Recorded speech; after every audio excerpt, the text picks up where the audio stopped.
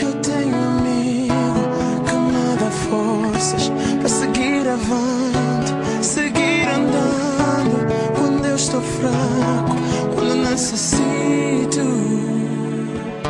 É só chamar, que ele não quer saber se sou preto ou branco, se sou pobre ou rico, pecador ou santo.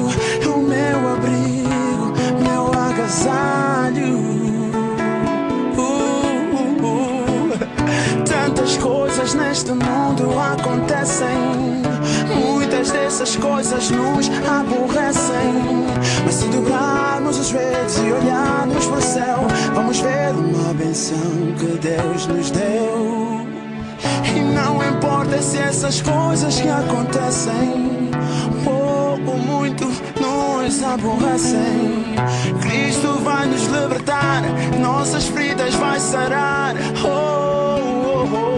E se eu o confiar, Ele vai me salvar. E quando eu cair, Ele vai me levantar.